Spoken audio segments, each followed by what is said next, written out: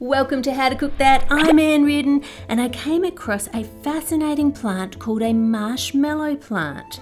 Now, I heard a rumour that the roots of these plants used to be used to make marshmallows.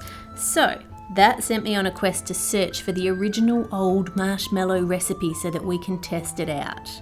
I came across this 360-year-old book of practical physique or medicine, and I have to show you this bit. This was not about marshmallow, but they talk about using fresh ox dung or cow dung and mixing it with sulphur, frankincense, honey, vinegar, and the broth of cabbage to make a cataplasm to put on swellings, which is pretty gross. If we scroll further down on the same page of this book, it has the first recipe I could find with marshmallow root in it.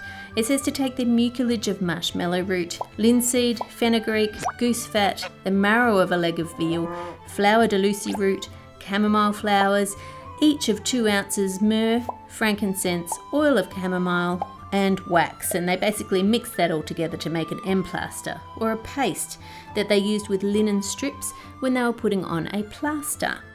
It wasn't until 1810 that I found a written recipe for the famous tablets de guimauve, or French lozenges of marshmallow, being their grand remedy for all sorts of coughs.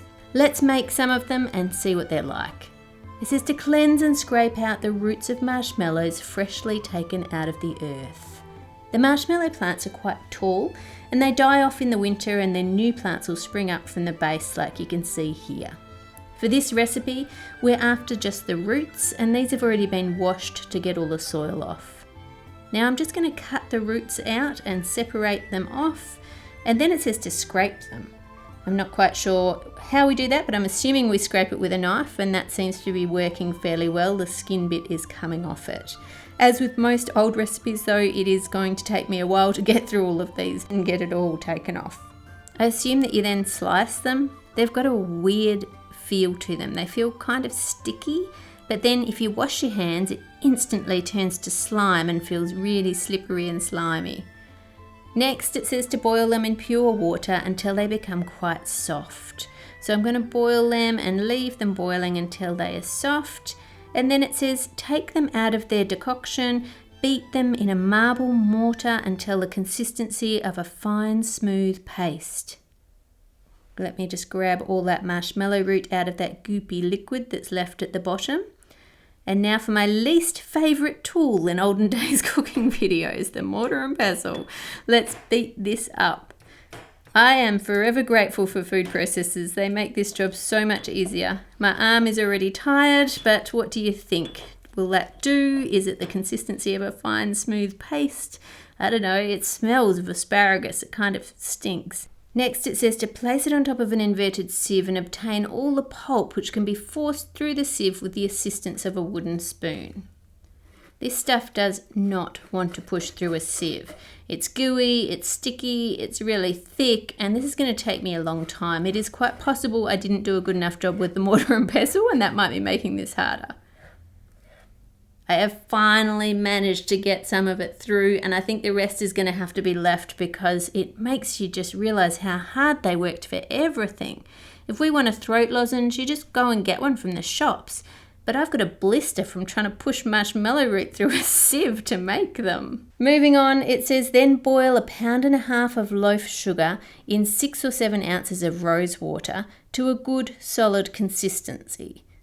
Now, old recipes tend to be pretty sparse on details, so do they mean this mixture should cook until it's a solid consistency, or until when we drop some in cold water it goes solid like you'd do in candy making? I'm assuming the latter, otherwise it would just burn.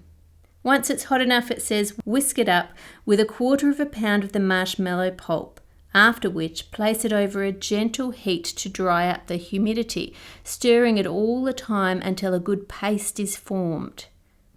Now, adding the marshmallow root and then stirring seems to be making the sugar crystallise again into more of a fudgy consistency.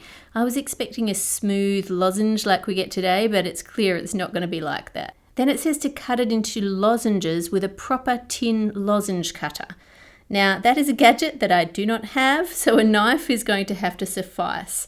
The mechanical lozenge cutters weren't invented yet. They were another 40 years later, so I assume the writer of the book just had a small lozenge-shaped like a mini cookie cutter. Let's see what the family think of these lozenges before we try another marshmallow root recipe. This is more worrying than usual, only because I know like old medicines sometimes have weird stuff in them.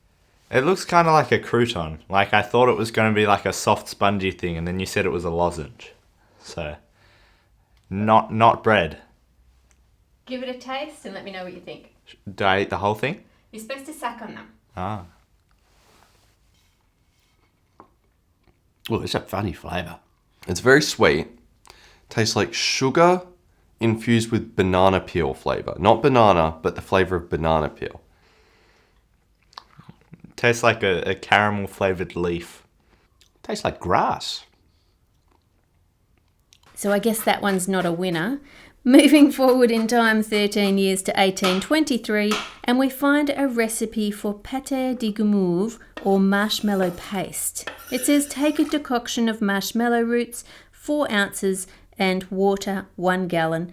Boil 4 pints and strain. Now I'm going to chop this marshmallow root up more finely this time. The recipe said to boil from 1 gallon to 4 pints, which is half the volume. So I'm just going to mark here where we started, and then I can just turn off the heat every now and then and check where it's up to. Once it gets down to half, I'm just going to pour it through a cheesecloth to strain it. Now, thankfully, this recipe is using the juice, not the pulp, so I don't have to push it through the sieve, which I'm very glad about. Then it says add the gum arabic 1/2 pound and refined sugar 2 pounds. Now I've bought some gum arabic powder. I couldn't get the gum arabic or acacia gum crystals, and this powder is expensive. So this is only 1 ounce, not 1/2 pound, and I've scaled down the rest of the recipe so we've got less sugar and a small amount of the decoction from the marshmallow root. Let's put these 2 in the pan, and then it says evaporate to an extract, then take from the fire, stir it quickly with the whites of 12 eggs previously beaten to a froth. Well, just as well we read ahead because I don't know when it previously told us to beat these up, so I'd better beat the egg white first.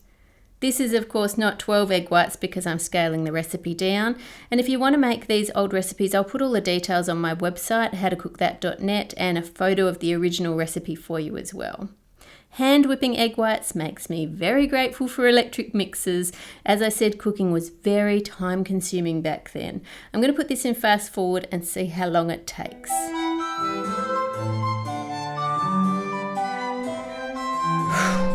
Two and a half minutes of beating by hand and it is ready to go. Now let's heat up the gum arabic, sugar and marshmallow root decoction, and it says to evaporate to an extract. But I'm not sure what that means exactly. Is this an extract? I mean, an extract is a concentrate, so I'm going to put some on a plate to cool and see. It's still just really liquid, and I think I'm going to keep it boiling until it's thick and set when it's cooled. Alright, I've evaporated off lots of the water, and we've got this hot, thick liquid, and so then it says to stir it quickly in with the whites. So I'll tip the rest of that in and whip it together, and that kind of does look like an unset marshmallow. There were no more directions apart from adding a little orange flower water to flavour it, so I'm going to put some corn flour onto baking paper and tip it on top just like I would if I was making a marshmallow now. I'm only going to put half of this onto the paper though, because the very next recipe in the book on the same page, which was also for pâté de guimauve, is very similar, but it's left out the marshmallow root. They just had plain water instead. But when it gets to the stage that we're at now, it says to evaporate over a slow fire, stirring it continually until it will not stick to the fingers. It should be very light, spongy, and extremely white. Now that sounds more like normal marshmallow to me, so let's try that method with the other half. Stirring continually until it won't stick to the fingers. It definitely still sticks to my fingers at the moment. It's interesting that this is the earliest published recipe that I could find for marshmallow paste, and already it has an option with no marshmallow root in it. Apparently that's because some people found the marshmallow root flavour disagreeable and the gum arabic was just as effective at relieving coughs. I'm not exactly sure what I'm supposed to be looking for here. It still sticks to my finger even now, but it's pretty thick and it's starting to catch on the bottom, so I think I'm just going to call it and pull it off the heat. Today, marshmallow isn't even made using gum arabic. We use gelatin now because it's much, much cheaper. If you want to know why they didn't use gelatin in this recipe 200 years ago, then you'll have to watch the 200-year-old trifle recipe and you'll get the idea. This first one is still very foamy. I won't be able to slice that, it hasn't set. But the second one is set, but it's still soft, it's not hard. So let's see how they taste. Pâté de marshmallow, a marshmallow patty. It hasn't set, so delicious. put it on a spoon. I can't really imagine putting this in a hot chocolate. It's not bad.